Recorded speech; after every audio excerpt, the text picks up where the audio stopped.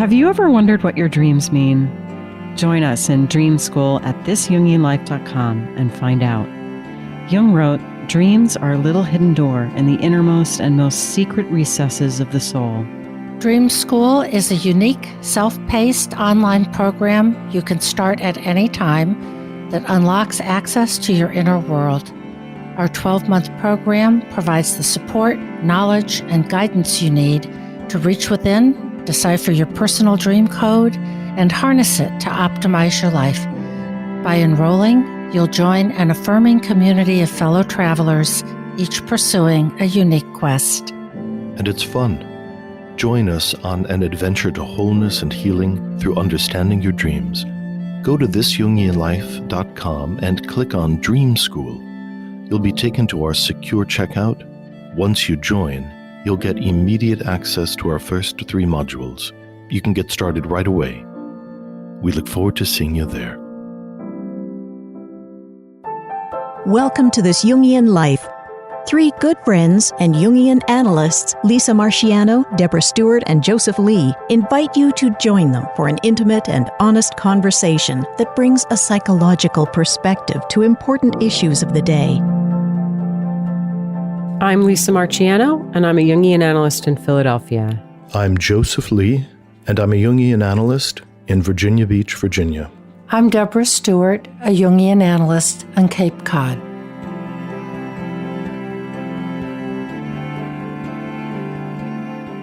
Today, in honor of Halloween, we're going to talk about the archetype of the witch. Something that is ubiquitous in fairy tales, in movies, in dreams. It's complicated in as much as Jungians have written about it as the rejected side of the Great Mother, and as an unintended effect that happens when the feminine archetype is too limited, too idealized, too virginalized, so that the other and more powerful aspects of the feminine archetype then go underground. And when something goes underground or into the unconscious, it becomes more primal and can emerge more savagely.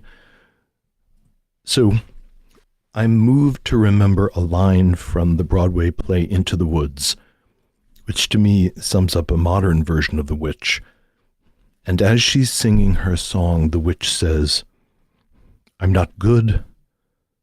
I'm not nice. I'm just right. I'm the witch." That's great. And witches are often depicted having been deeply wronged in many fairy tales and come back with a kind of vengeance and feel quite right about it. You know, I'm thinking about all this as the Furies, the women that could howl and protest in ancient Greek myth, and how they were eventually forced underground.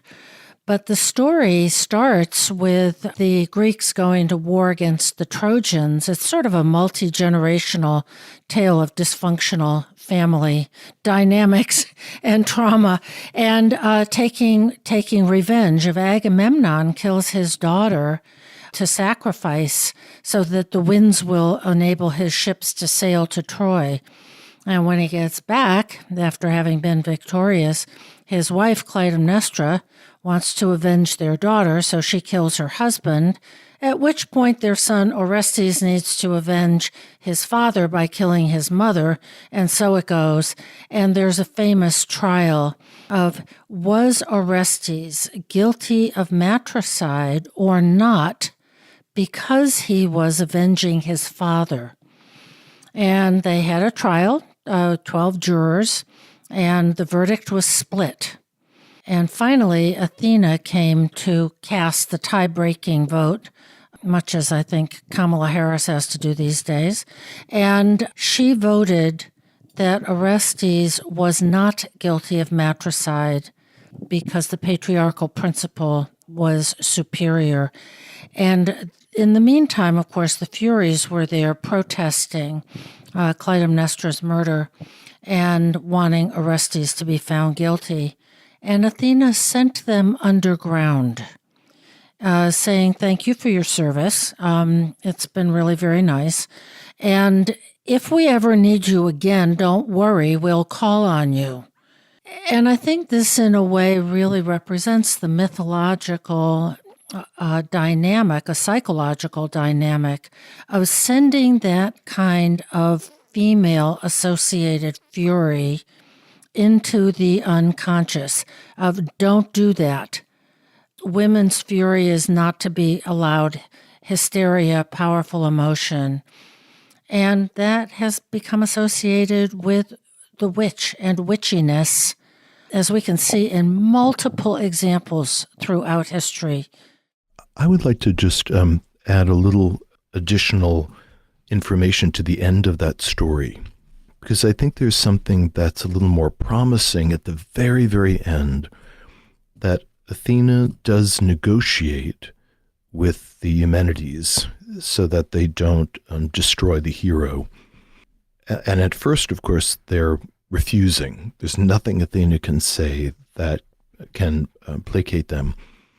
But what she says is, yes, we will give you this place in the underworld, but we're going to give you a sacred cave, and we are going to turn it into a shrine, and people will come to you, and they will offer you oblations and worship, and you shall not be forgotten again, is actually how the play ends, which I think is something that we don't have as a modern corrective, Deb, which is, I think, what you were saying, is that in the ancient world, because you did give this dark feminine archetype a place and you respected it, and that promise was enough for the Eumenides to say, okay, we'll take that negotiation, we'll take that trade.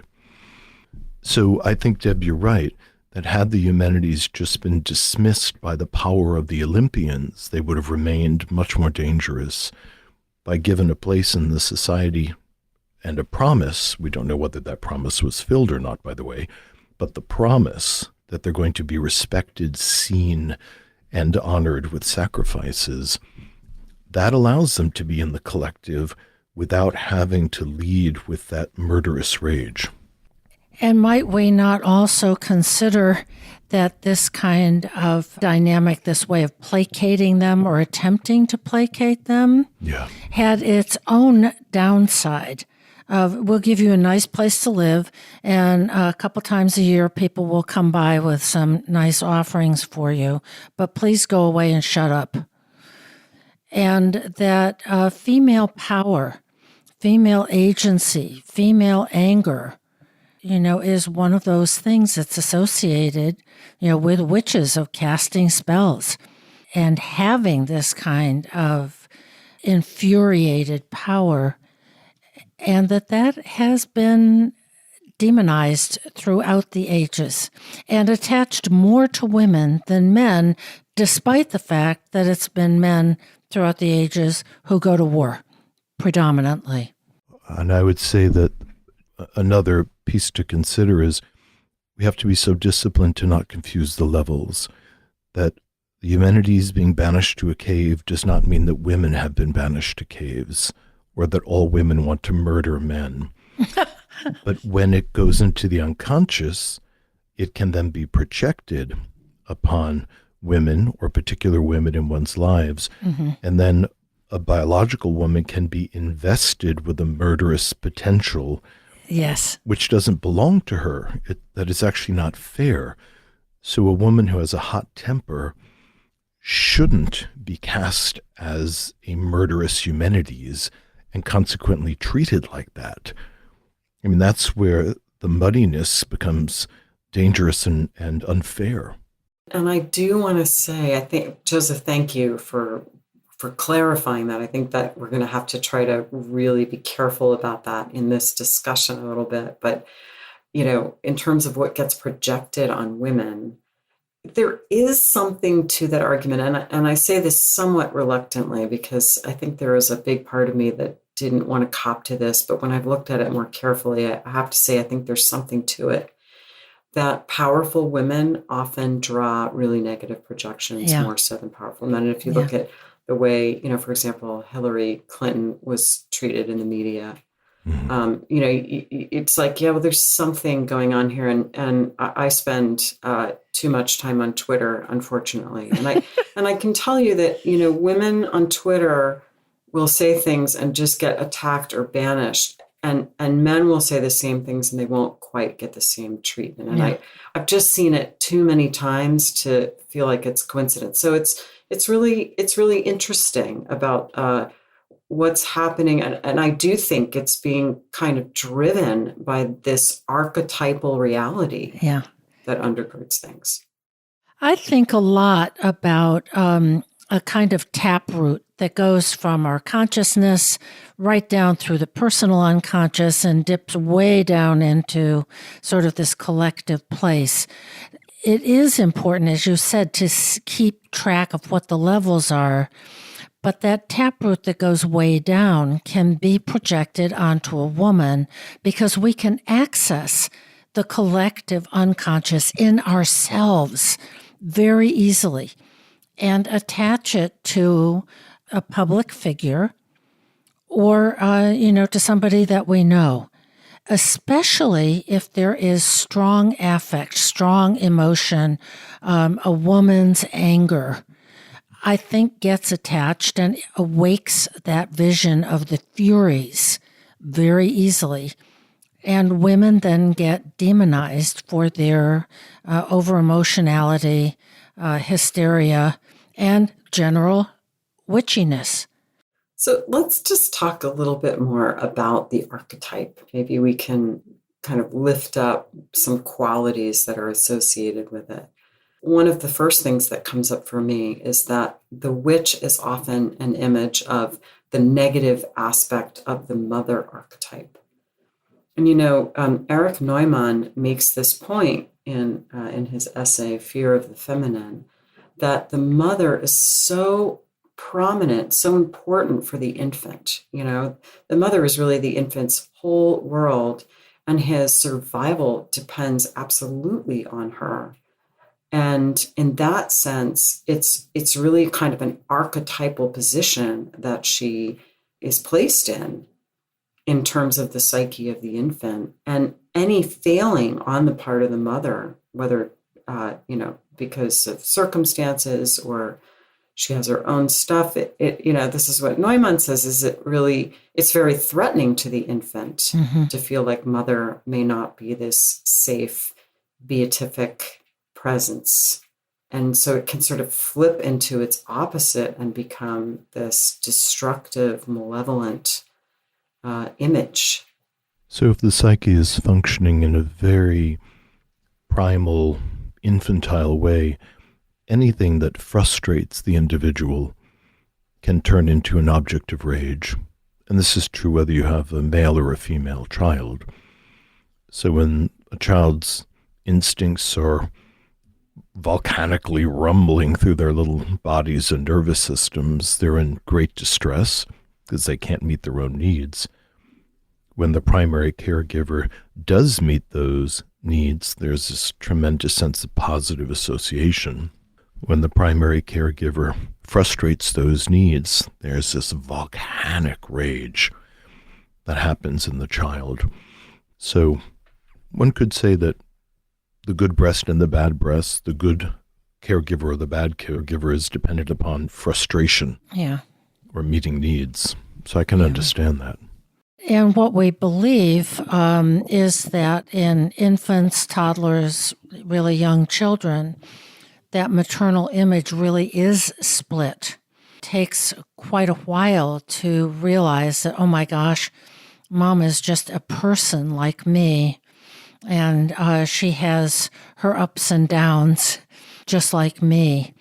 And so I think you're right that the archetype of the witch may be attached to the mom who is angry or who says no, and that evokes this primitive or primordial layer in the psyche of tremendous fear of this, to a small child, overwhelming power of the mother.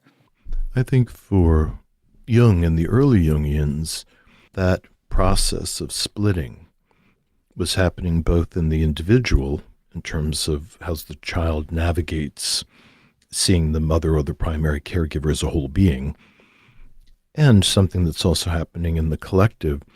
Both von Franz and Jung were very interested in the effect that the Christian culture had on relationship to archetypes and to unconscious material. And both von Franz and Jung felt that there was a correlation in the rise of prominence of the Virgin Mary happening in the culture at right about the time in the United States the witch trials were kicking off. That they felt that the splitting of the image of the divine feminine into the non-sexual, all good, all suffering, all containing, all forgiving, all redeeming Mary had split the much older archetype of the Great Mother, who was the giver of life and death, and was much more well-rounded, which meant that the darker side of the Divine Mother is disowned. It falls down into the unconscious. And then when you have a group of religious zealots like the Pilgrims show up that are obsessed with purity and restraint of anything that's instinctive, this hatred of the body, this hatred of sexuality, and then they're in an environment where nothing is mediating their belief system, because now they've come to the new world and they are the world. And anybody who detracts from their position is committing heresy and could then be killed for being a witch because you're not believing with the prevailing culture. So all of this idealization and purity fantasy then leads to this horrendous projection of the primordial and natural mother, who is also the giver of pain as well as life. Yeah. And the purity culture was headed by a group of people known as the Puritans. And I think this leads into the factor here of mass hysteria, that a couple of little girls, who one of whom was a minister's daughter, started this horrible craze known as the Salem witch trials, in which something like over 160 people were accused of witchcraft, and some number were killed, mostly women. And this built on European witch hunts during the 1400s, and how these things can catch fire in the collective psyche as a kind of awful compensation. You know, just going back to the Salem witch trials, an awful compensation for this overly strict emphasis on purity and conformity and sameness and goodness and self-restraint, then erupts in these little girls and other kids, basically, teenagers, girls, accusing all kinds of people of witchcraft. You know, Joseph, you made so many good points in what you said a minute ago, and I just wanted to lift up this one, I think is also related to what you're saying, Deb. In Western culture, we have this really split view of the feminine between this kind of like virginal ideal and sort of witchy darkness. But in other mythological systems, there are different views of women and the great goddess offered. For example, in Hindu mythology, there's Kali, and Kali has two aspects. She can either be the life-giving mother who has sweet milk to offer all the children, or she can be Kali, the destructive goddess who wears a necklace of skulls. And she's the same person. So we have that, or the same goddess, I guess I should say. But we have that split in the West. That brings with it the danger that you've alluded to, Joseph, of something going underground. And that's my problem with what Athena decided to do to the Furies, is to send them underground as if they could simply be placated with offerings and called upon when needed. And psychologically, I think that just doesn't work. I think we need to have the Furies, up and around where we can see them so that they don't get split off in this way, where they come up and erupt in ways that take us all aback and sometimes with, terrible effects, as in European and American witch trials. We need to make them conscious. I want to talk for a minute about representation of this kind of archaic negative feminine that Jung writes about in the vision seminars. So Christiana Morgan was a woman in Jung's circle who had these visions and active imaginations that Jung talked about. She shared one particular image that she had of a primitive woman sitting cross-legged with many breasts. And she described her as loathsomely archaic. And she wasn't sure if she should bring this primitive woman up to the light of day. She was instructed by her animus in the active imagination, this must not be shown. And so she left it there. And then Jung discusses this and says that it's an absolutely negative figure of the Divine Mother and equates her with Kali in her negative aspect, but also acknowledged her essentially feminine creative nature. And he says that these figures are grotesque and primitive and archaic, and says these figures suggest something exceedingly strange and remote, denoting they are almost inaccessible to personal experience. And it was like Jung couldn't really say, he said it would be dangerous to leave this energy in the unconscious and not to know it. But at the same time, he thought it would also be dangerous to bring her into the light of day. It was almost like he couldn't find the right way to relate to it. There was kind of no good way to relate to it almost. But he did relate it to what was going on in Germany at the time. He said the problem is not only her personal problem, but it is a national problem. And he discussed the rise of the Third Reich and the outbreak of violence against the Jews, and said that Germany was inflated with and possessed by the unconscious power of the suppressed archaic feminine. So I think that kind of makes your point, Deb, about sort of what do we do with this energy? It's sort of a problem. And I think we can see this, in a lot of places. What Jung also says on a personal level, to take it from the macro more to the micro, he says, on a primitive level, people are afraid of witches. On the modern level, we are apprehensively afraid of microbes. There, everybody believes in ghosts. Here, everybody believes in vitamins. So we can project this power onto something as devastating as the national Holocaust in Germany, or on a personal level of what we are trying to fend off and compensate for unconsciously, which, again, I kind of think about what would it be like to lift this witch archetype to a conscious level? The first thing that I would think is that it has to be exorcised from the bodies of human beings, that we have to be able to acknowledge that the archetypes are not human. Because what I hear in this dance around the idea of the witch is that plenty of women laugh and like the idea that they could be as powerful as a witch, that they could be as murderous and potent and bewitching and godlike as a witch, and that's kind of euphoric.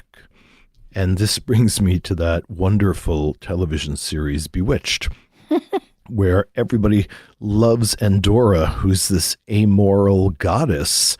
And whatever she wants, whatever she's pissed about, she'll turn you into a pig or, make your legs fall off or, whatever the crazy things that she could do with a snap of her finger or some little incantation.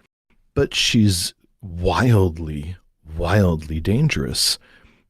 And while human beings love to arrogate the powers of the gods and that it seems wonderful, and that movie, The Witches of Eastwick, when you have a bunch of artists, female artists, who come upon this way of developing a relationship with Jack Nicholson as the devil, and how they enjoy this wild amount of success all of a sudden, and love and power and beauty and all of that. There's something seductive about wanting to be that archetype. But the downside is, for anybody that's possessed by the archetype, by accident or by deliberate invocation, is that you lose part of your humanity. Mm-hmm. And you become dangerous. When people are captured by archetypes, they do inhuman things, which is exactly what Jung was saying, that there's something wrong with the German psyche for years before the World War kicked off that made inhuman behaviors seem very reasonable. And then after the fact, everyone becomes morally sober again, and there's a horror that everyone has to deal with afterwards. Von Franz has this formulation, and she says that in a man, particularly with a negative mother complex, it causes an ambition and power drive, which from the outside can look successful, but also impairs his relationship to both women and the feminine. And in dreams, she writes that she would discover the power drive sitting like an evil animal on his sexual life, harming his relationship to his own sexuality and creating a kind of fierce lack of emotion. It's as if the eros is attacked by another unconscious factor, which is the negative mother complex or the witch. So this is a big leap, and Jung didn't say this, but if we were to imagine that same dynamic in the psyche of the pre-war Germans, this sense that the mother complex is underneath, sitting like a great evil animal upon the consciousness of the German people, encouraging them to be full of a drive for fierce power. Mm-hmm. She says another thing which is very sobering to me, that the Great Mother avenges herself by attacking the transcendent function. Because intrinsic to the transcendent function is the drive for greater consciousness, and ideally the integration of all kinds of material. So again, when the fierce side of the mother archetype is cut off, it goes underground and it grabs the human psyche, both male and female, and blocks its ability to develop and keeps it in the sensate world of nature, which is red in tooth and claw and death-dealing casually.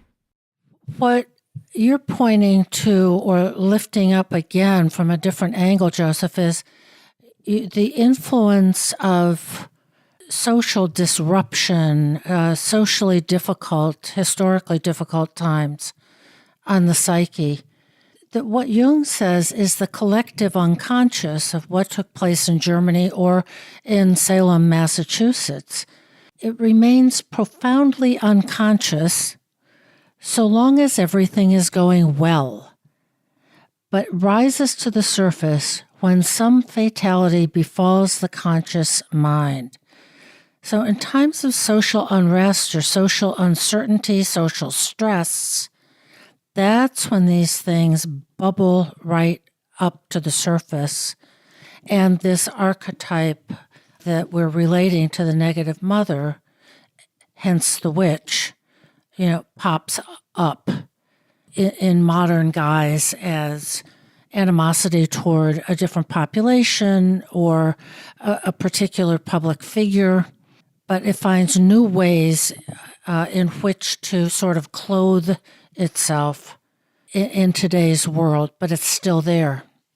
Another way that I think the witch is very active in the culture is the fantasy that a woman or a man must become bewitching.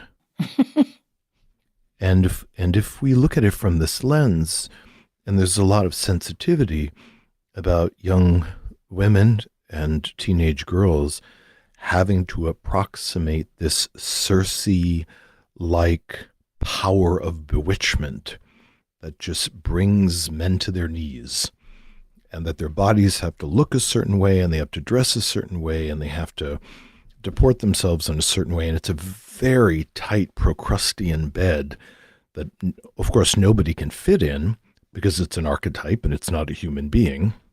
But there's a promise that if you follow these rituals of preparation of one's appearance or the curating of one's body, that then you will be bestowed with this power of bewitching. And the difficulty about bewitching someone is that it alienates them from their own sovereign being. Circe bewitched Odysseus's sailors and turned them into pigs, which then she fed off of. So that archetype is ruthless, and of course it's not human, it's a myth.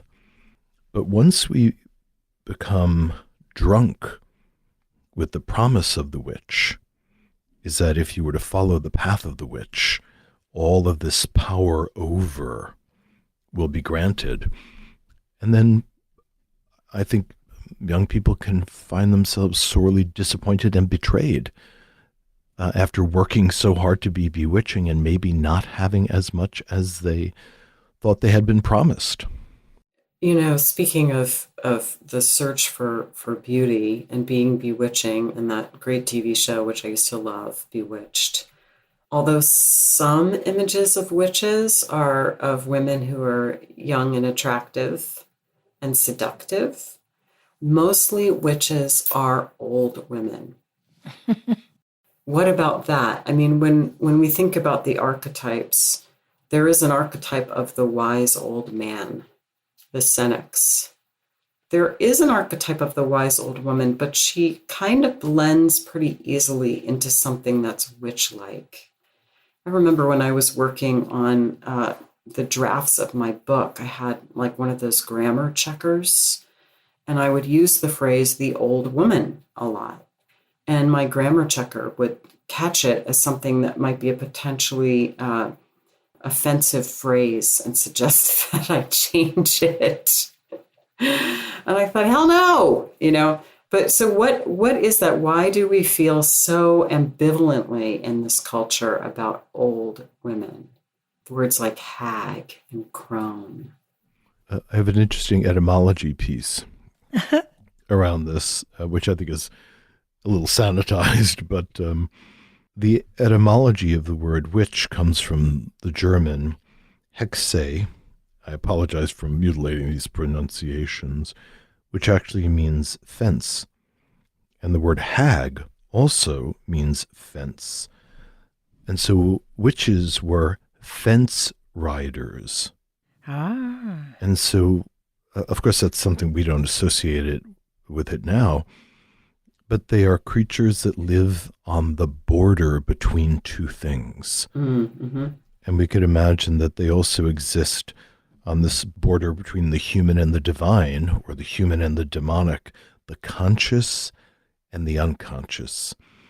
And I would say that in some cultures, artists are considered dangerous, almost as if they're witches. And in cultures that are controlled by highly fascist governments, artists are arrested they're controlled, or they're made to disappear because they're introducing something tumultuous into the culture, something of the unconscious into the culture.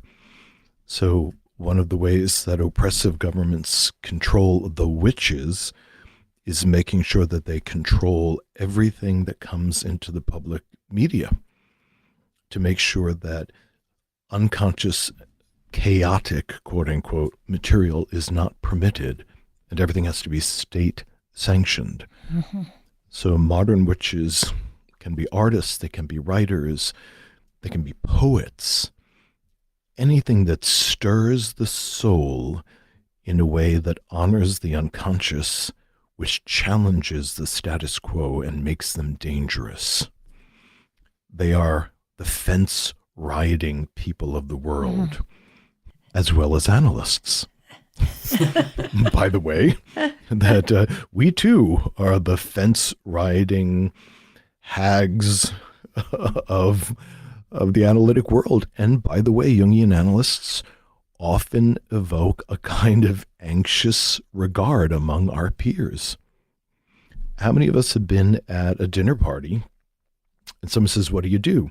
And I say, "Oh, I'm a Jungian analyst." And they immediately get this anxious look in their face, their shoulders hike up a little bit, and their first question is, "Are you analyzing me right now?"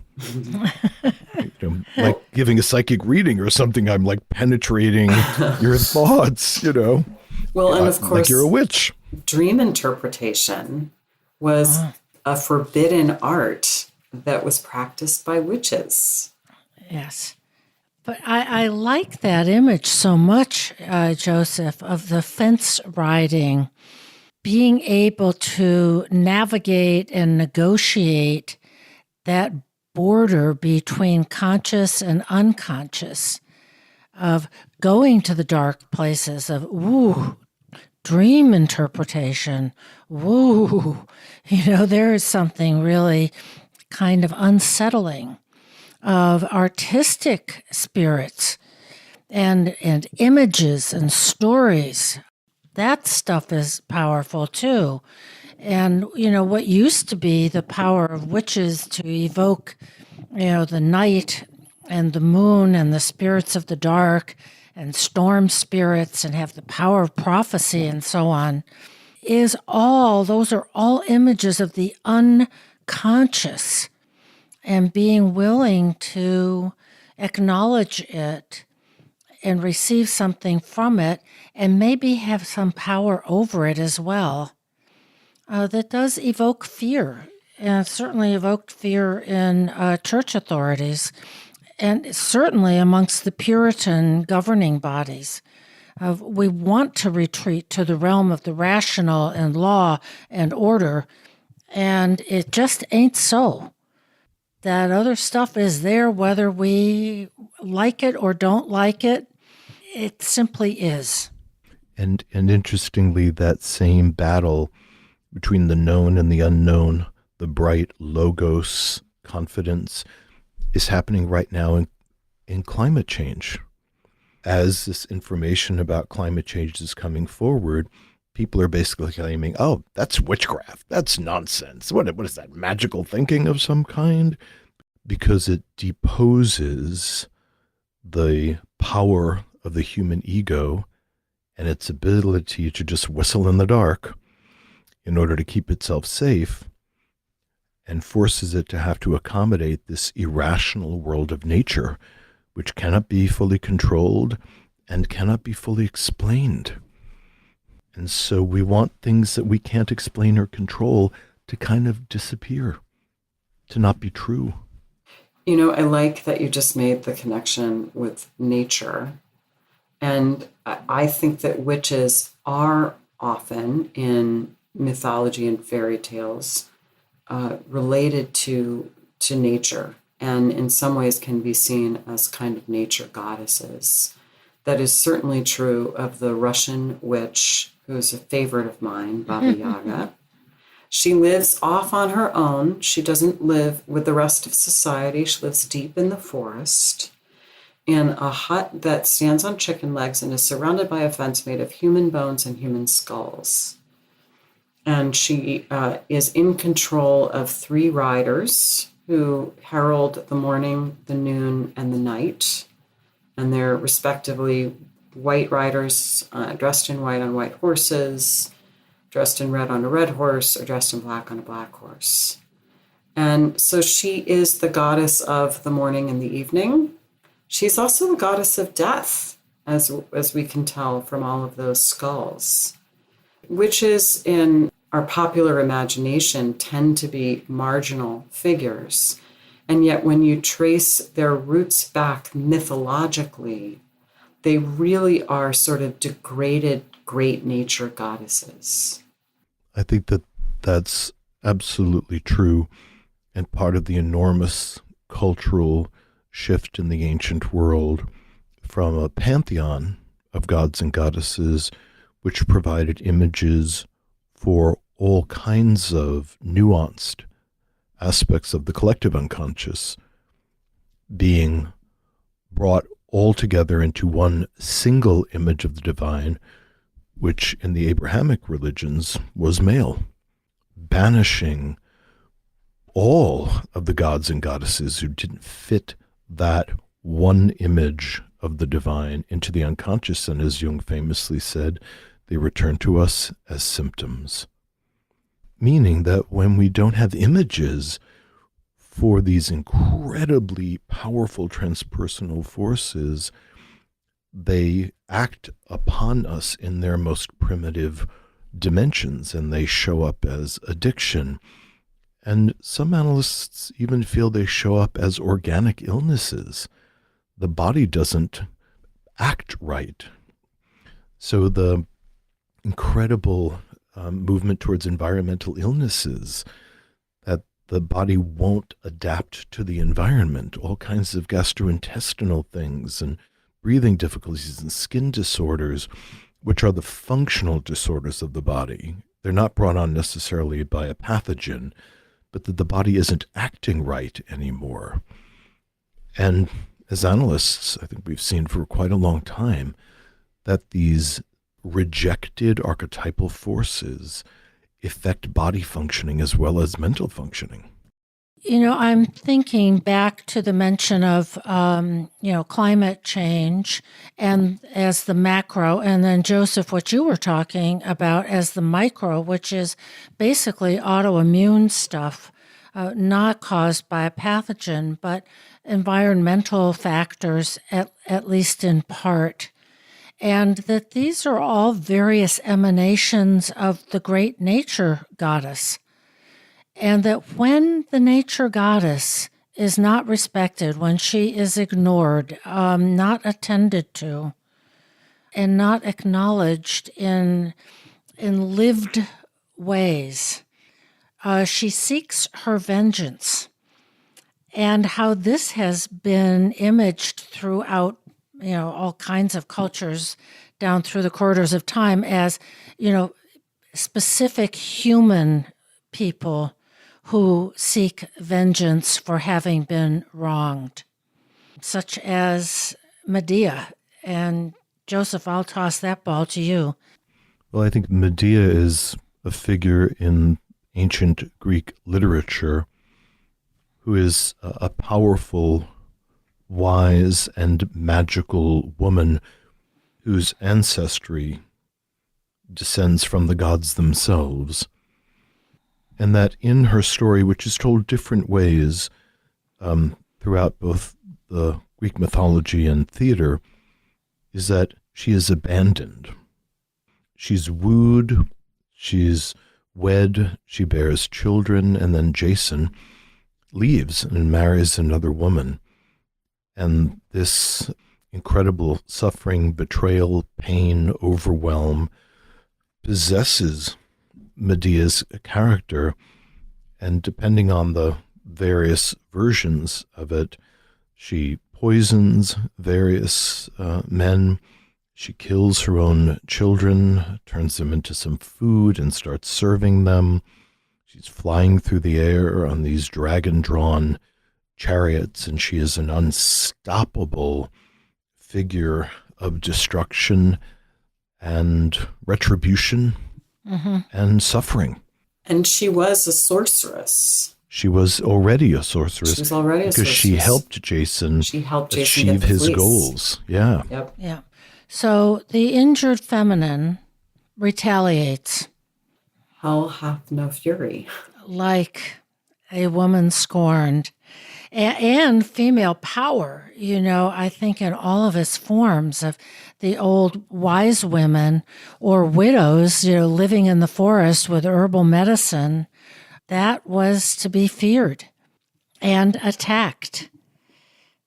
And something about the archetypal feminine and its power lends itself to attack, whether it's as a witch or a hag, a crone. Yeah, and I'm glad you brought us back there, because I think now we're back in the realm of what I was mentioning before about this being particularly a phenomenon of old women and the culture's response to old women, and maybe how that archetype is projected on older women.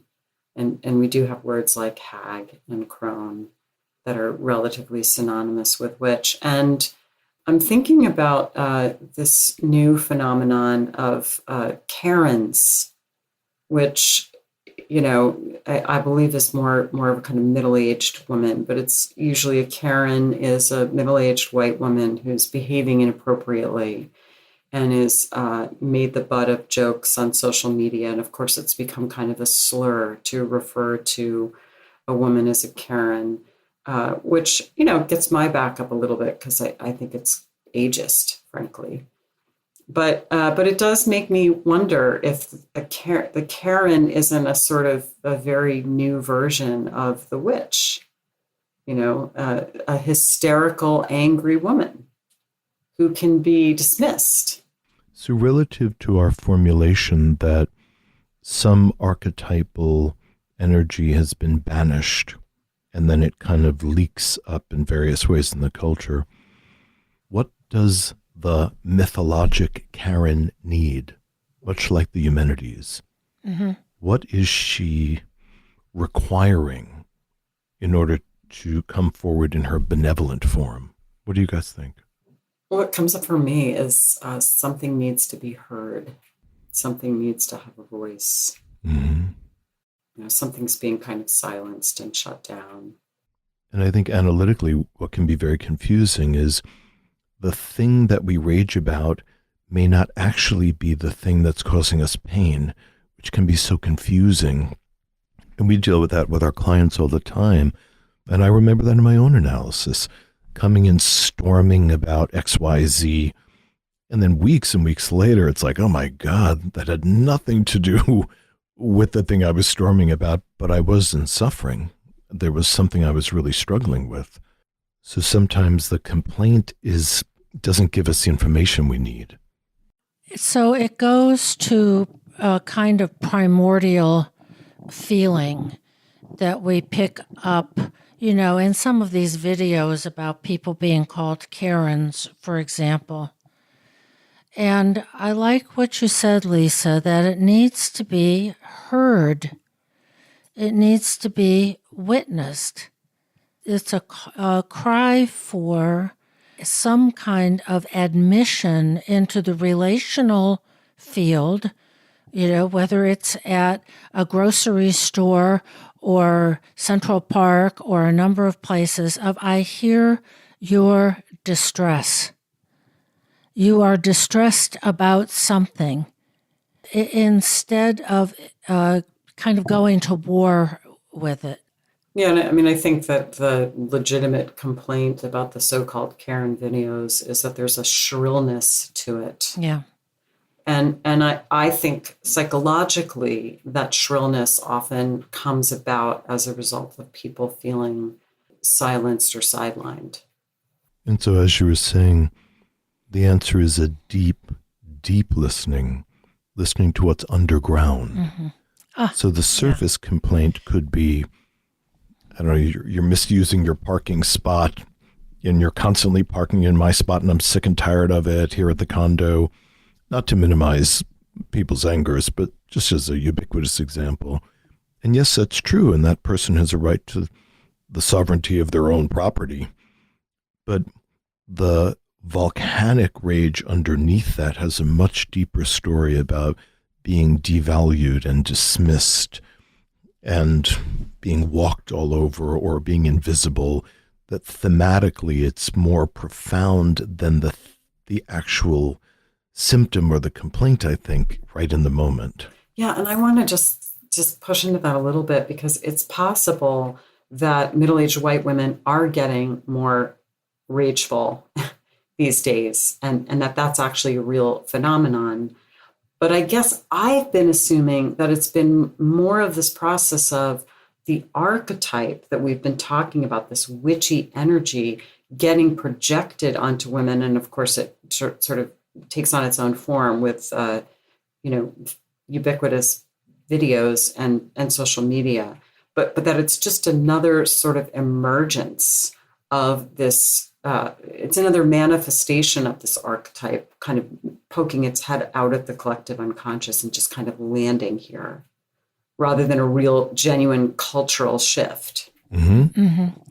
And I'm thinking about how readily, especially in today's world, we turn witch energy into bitchiness. And I think I would like to issue a call, to everybody out there, all these women, find your inner witch. Witches have power. They have agency. They have freedom. They can be shining and they can be shadowy. To be in that place that is more grounded and have access to power, rather than the flip side, which is I'm just rageful because I feel vulnerable and impotent, and then it explodes in these kinds of things that have been recorded on video. But a real witch, even the one in that TV show that you referenced, Bewitched, knows who she is and what she can do, and does it. And I would like to just call for a gathering of hags, and as the resident hag amongst our trio, of really being empowered. I'm a hag too. Okay. Don't I count? What am I? Anyone who wants to self-declare as a hag or a crone is welcome. I think that, again, sticking to the archetype and not mixing the levels, I don't think it's useful to call women to become witches. I mean, honestly, I know it's playful and we're being good-humored about it, but it's no more helpful than calling men to all become Aries and start, running out of their houses with machetes and going after anybody that offends them. So we're all going to become Aries, or we're all going to become a witch, or we're all going to become Aphrodite. And so I think, it's fun, but what we're really trying to do is create distance between the archetypes and human beings. And I think what Jung might say is that the witch needs to find a religious place in the culture, which I think is happening with the growth of Neo-Paganism, that there is an enormous dynamic growth all around the world, but certainly in the United States and the Western world, of people who are abandoning traditional religions and who are interested in finding creative ways, ceremonial ways, and other ways to restore this pantheon of gods and goddesses. And in much of the neo-pagan work in the United States, it is a focus on the Great Mother and the life-giving, eros-laden, and also power of the Great Mother, and moving that back into a religious context. I think that Catholicism has been probably one of the few Christian faiths that has a strong emphasis on the feminine, on Mary, but again, very idealized, very perfect. But at least it's there. With Protestantism, Mary was just kind of thrown out, the back door, and she just became kind of a vessel for Jesus. And after that, her utility was marginalized. which I think did no service to the United States, God knows. Speaking of having no utility, I wanted to bring up something interesting from an evolutionary perspective. There's something called the grandmother hypothesis. Scientists have been wondering sort of why do women live past their childbearing years from an evolutionary perspective? And what they found is that cultures that had grandmothers, so it's a certain point women started living longer, and the lifespan doubled. So the care that grandmothers were able to offer to the community significantly impacted culture.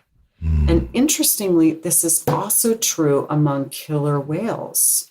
Killer whales are another species where the females live significantly beyond their fruitful years. And it's been shown that offspring raised in the presence of a grandmother are more likely to survive, even among killer whales. So in a way, what this does is bump up in me how vital it is to own female power, whether it's grandmothers in whale pods or human grandmothers. And it takes me back to my somewhat facetious call for everybody to have a gathering of hags. To own your own witchiness is to own your own shadow. That's all. It's not to act it out, but to know that it's there, and the power to help family members and have agency in your own life, and really know who you are, and be coming from a place where you don't have to yell at somebody at the supermarket because you're empowered. Right. You it's in consciousness. To You have my a mind, relationship with it. yes. And then you're the good witch. Yes. And when we feel overly vulnerable and brittle, then we find ourselves overreacting to all kinds of stimulus, which is the definition of a complex. Yeah. All of a sudden, I just can't tolerate the slightest frustration, and this volcanic distress comes over. And then that causes us all kinds of problems in the social sphere. Deb, you said such an important word that I can't believe we haven't referenced before. You said shadow. Shadow. And the witch is absolutely a shadowy figure. And I think, Joseph, your point was really well taken. When we don't have a relationship with our shadow, we're sort of ridden by it. We're kind of controlled by it. So having some integration of it or relationship with it allows us to be less brittle. And then all of a sudden, a lot of things that are problematic we can solve deftly and potently and masterfully. Yes. That the solution for any kind of overreactive behavior is mastery or skill. And I actually love this. I got this from Buddhist language. When looking at someone's behavior, whether you're shouting or screaming or threatening somebody because you think they took your parking space or any number of things, what's happening there is, as we're acting out, is we're being unskilled because it's not going to get you what you want. That's right. So it's not about right or wrong. It's not even about power. It's about competence and skill, navigating complicated moments in our lives. And that, of course, it involves instinct, but it also involves clear thinking. It's a marriage of logos and eros as human beings. I mean, the celestial witches don't have to worry about that because they're goddesses and they can get away with anything. But as human beings, we're stuck down here in this very vulnerable circumstance that requires a lot of skill. So if we can find our inner witch, we can use it to navigate life skillfully, competently, masterfully, and powerfully. And calmly. Yes. That I'm sure when Hecate was moving around that ancient world with the Olympians, she wasn't terribly stressed out. Right. She could control the tides. She was the mistress of all kinds of magic.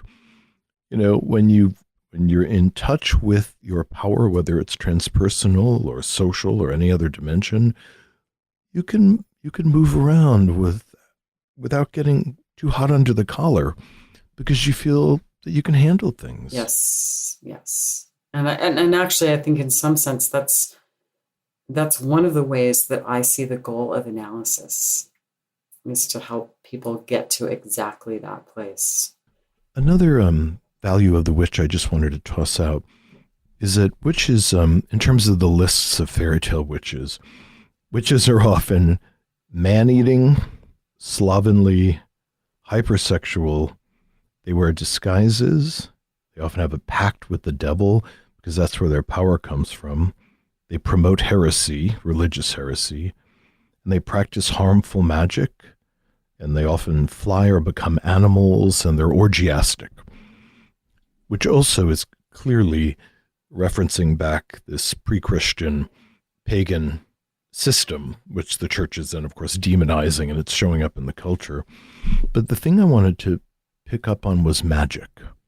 That foremost, witches are magical and they're supernatural.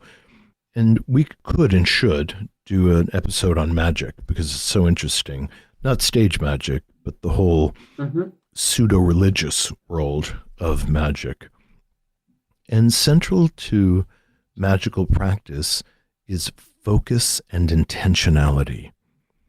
So when we think about what the witch could do, if we were to respect and offer oblations to the archetypes of the witches, is that she could help us move from unfocused anger to an intentional, pinpointed, decisive use of our passions.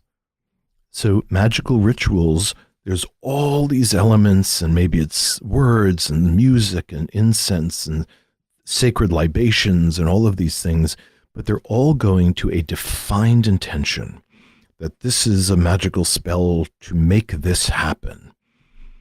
And a lot of times, especially with this archetype of the Karen, it's unfocused anger.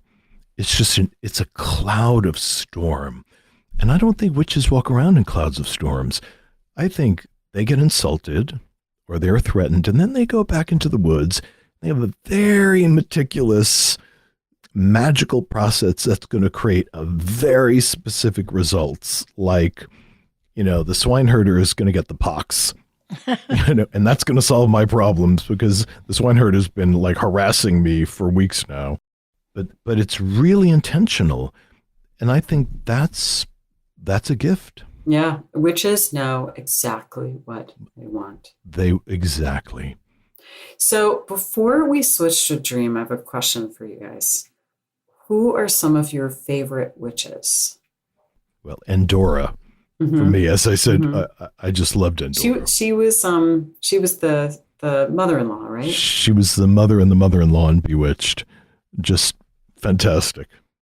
I would like to nominate Circe.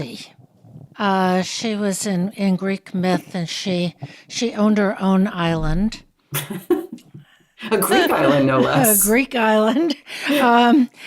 She was very intentional about the way that she punished people. They kind of had it coming. And on the other hand, she really befriended Odysseus. So I'm going to nominate Circe. Well, I, as you probably know, I'm a big fan of Baba Yaga. I just love her. And I also really love the three witches in Macbeth, especially as portrayed in Polanski's film. I mean, they're just so creepy. So I think it's time to switch to a dream. But before we do, I would just like to wish all of our listeners a very happy Halloween. Hey, Lisa, what's been going on about your book? Well, it was released on May 25th, and sales have been strong. And I've been receiving so many lovely emails and texts and phone calls from friends and from people that I don't know, telling me how much they've enjoyed the book. And so that feels really great. The reviews on Amazon have all been glowing, and that's been really heartening. It's just really wonderful to know that this project of mine is resonating with so many people. I'm just so happy for you, and it's such a lovely, lovely book, both deep and accessible, about the inner journey around being a mother. That's never been written about. It hasn't been out there, and that it's getting such an enthusiastic, heartfelt reception. That's wonderful.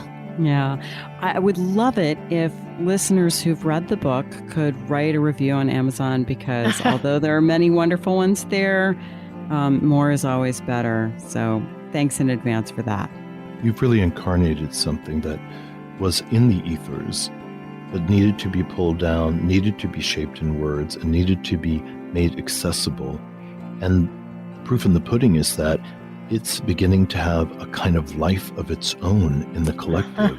Yes. That speaks a lot to the timeliness of this. Yeah, I think you're right, Joseph. The analogy to a baby is just too rich and too good and too multifaceted to be missed. It's having a life of its own, which is just what we want. That's right.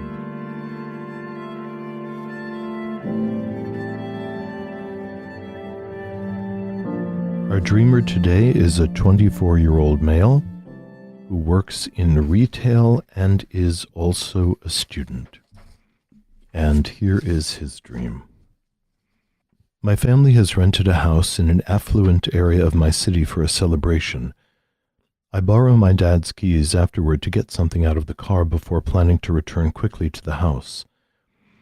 I am wearing a yarmulke for the occasion.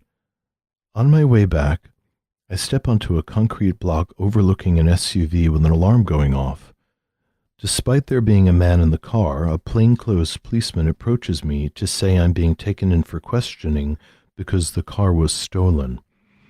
The police officer refuses to let me call my father to tell him what happened. I am questioned by two officers, now in their uniforms, at the back of a luxurious synagogue. I am outraged and trying to profess my innocence with confidence, but my body and voice are shaking. The other officer lets me call my dad, who speaks in a gentle voice with sadness and almost disappointment. Then I'm brought to a university-type study room to be questioned by a group of teen police officers, some of whom I recognize as people I went to high school with. On the way to this room, I see a friend and explain what is happening, but she seems apathetic and keeps walking.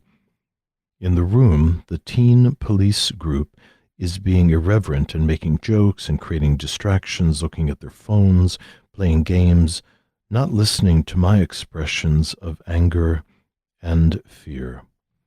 At the end of the dream, Amy Winehouse appears in the room, and we all sing her song, Love is Blind. I strain my voice to sing loudly and distinctly. As context, he adds, I was supposed to finish my degree, but I'm going to have to spend an additional semester going to school. I live with my parents, and they are planning to sell the house and move away soon. In the dream, he was feeling fear and exasperation. And he offers a bit more, writing, I have experienced false accusations, and I love Amy Winehouse. Well, it strikes me as important that the setup to the dream is my family has rented a house in an affluent part of the city for a celebration. The setting is sort of the family complex. Mm-hmm.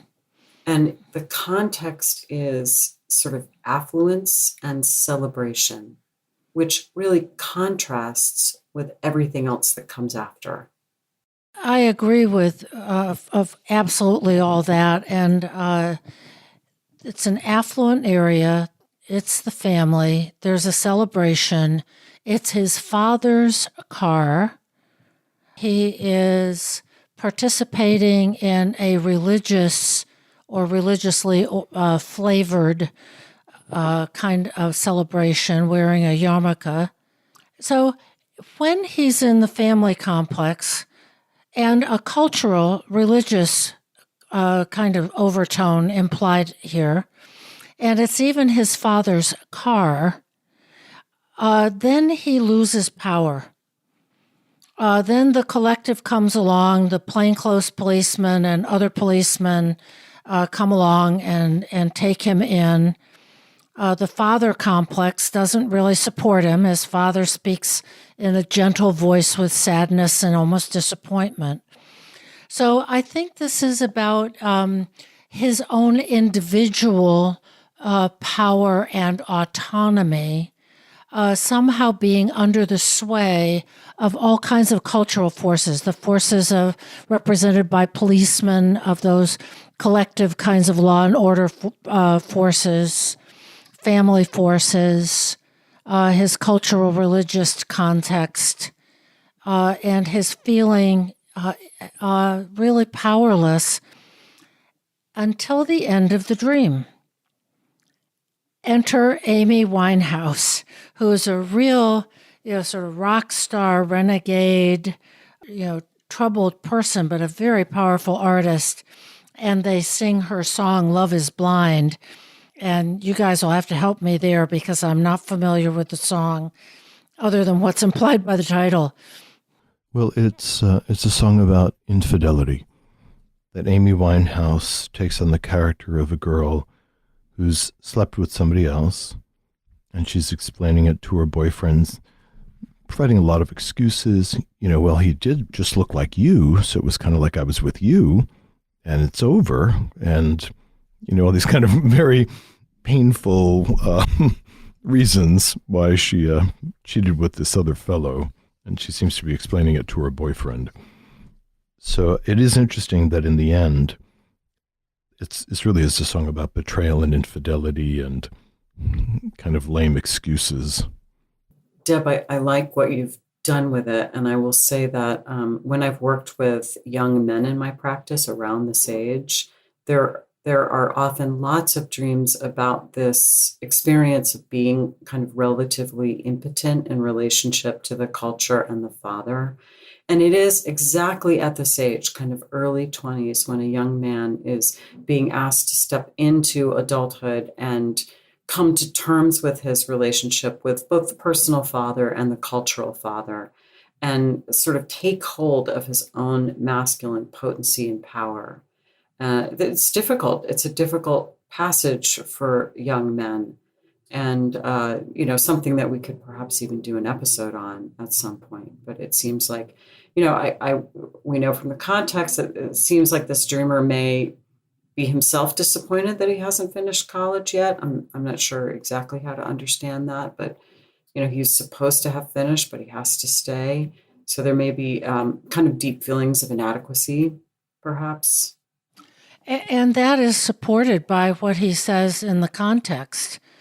That he was supposed to finish his degree, but has to spend an extra semester going to school, and that his parents, with whom he lives, are planning to sell the house and move away soon, and that he's feeling fear and exasperation in the dream. But I imagine that may also fit for his waking life situation of the need for the shelter that the parents are providing and the exasperation with them for moving away, that he's struggling with exactly what you just stated, Lisa. I resonate with all of the things you guys have noticed.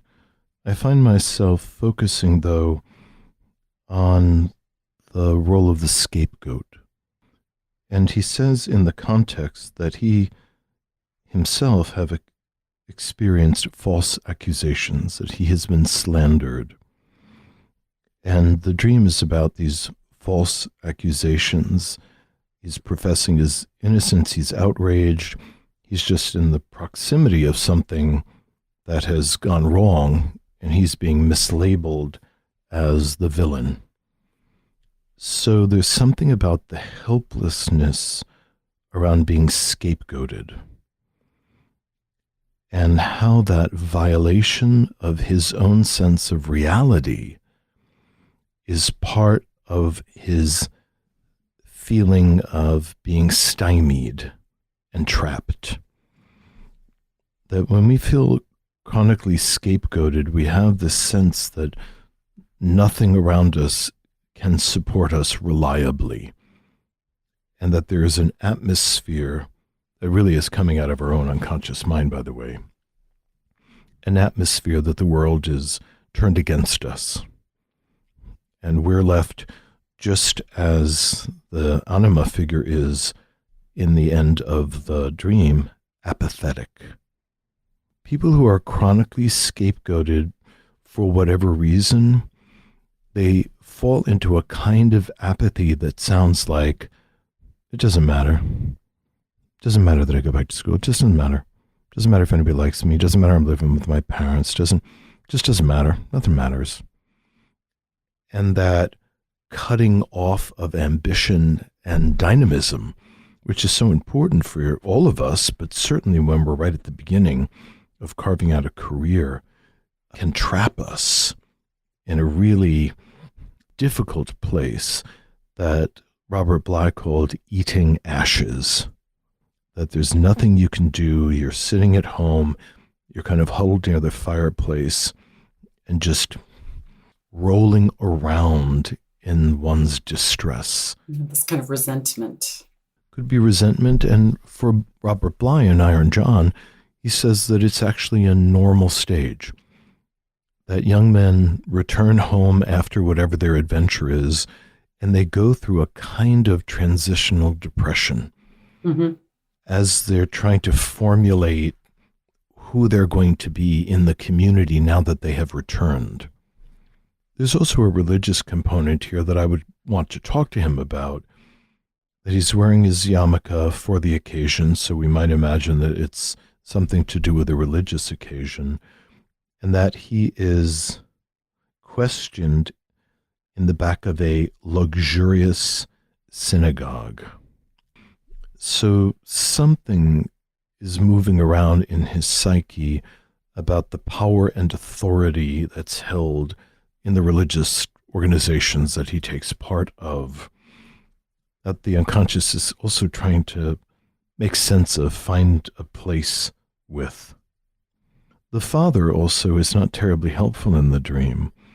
The inner father speaks to him, he's gentle, he's sad and disappointed, but no one's rallying, including himself, in the midst of this injustice. Joseph, you were talking about injustice and scapegoating, and I think that everything you said is there in the dream, and I read it really quite differently, because I was reading it in a sort of just so way. The dream ego says, "Oh, I have nothing to do with this. This isn't my fault," but in the dream world, juxtaposition does indeed sometimes imply causation. So the sort of facts on the ground is the policeman says you're guilty, and your father's disappointed, and everyone around the dreamer is like, you did this, and the dream ego is like, no, I'm innocent, which is reflected also in the Amy Winehouse lyrics, where, her boyfriend has essentially said, what did you do? And she said, don't call it infidelity. I thought he looked like you. So it's kind of a lame excuse. So I was in the realm of, when looking at this dream, what we always say is the least trustworthy attitude is that of the dream ego. The dream ego thinks, I haven't done anything wrong. But in fact, it may be that this is an image of psyche where the dreamer hasn't yet taken full responsibility for his actions and is sort of saying, well, it's someone else's fault, or it's not my fault, or I should be excused. So from that standpoint, it surely could be that the person in the car that might have stolen the SUV is an aspect of his own shadow that somehow is on the move, both perhaps intrapsychically, maybe in the outside world, and some kind of regulating force, the inner police, are trying to get hold of this shadowy component. Yeah, and sometimes when when young people struggle at college, for example, I don't know the dreamer circumstance at all, but I'm just sort of making up a total fiction here. But I've certainly known young people having a hard time in college see things. Well, the professor wasn't very clear about what the assignment was, or I didn't have enough time to do the assignment, and then you talk to them, and it's like, well, I started the night before, or it's like, I wonder if I hear a little bit of that. It's like, well, it would have worked out fine if only, dot, dot, dot. But really, there's a kind of a fundamental way. I mean, I think that really taking responsibility for yourself in a very clear-eyed, grown-up way is something that we grow into. And most of us haven't gotten there by the time we're 24. I sure as heck hadn't. No. I am aware here that, how much of this dream is in the realm of the masculine, aside from the Amy Winehouse song. But it's the realm of a synagogue, which is perhaps presided over by rabbis, wise men. It's his father's car, and then he calls his father. And then the next masculine image is that he's questioned by a group of teen police officers, some of whom the dream ego recognizes as people he went to high school with. And the teen police group is being irreverent, making jokes, creating distractions, looking at their phones, playing games. So this teen police force does not seem altogether very powerful at all. And I would wonder, about this in the dreamer's psyche, of this supposedly very powerful police force, which is actually pretty juvenile and acting like teenagers act. And is the dream ego really all that powerless over a group of teenagers? But I want to say something else, though, because it would actually be really quite frightening to be adjudicated by a bunch of teenagers. I mean, if they were really vested with that much authority and power, I mean, that could be a recipe for badness. I see that image a little bit differently. It's important to have an inner police force. Your inner police force is the one that tells you, no, you actually need to go to bed at 10 o'clock because you have to wake up early. Your inner policeman says you really shouldn't have that second piece of cake. The police regulate, sort of enforce laws, and laws that are ostensibly there for the common good. So we need to have an inner policeman. And if your inner policeman is acting like an unruly teenager, that's not so good. And so it suggests the regulatory part of the psyche is questionable. I'm also thinking that the whole dream has a regressive quality. I get in trouble, somebody calls my father, I'm around a bunch of teens who are looking at their phones, and no one's listening to my anger or fear.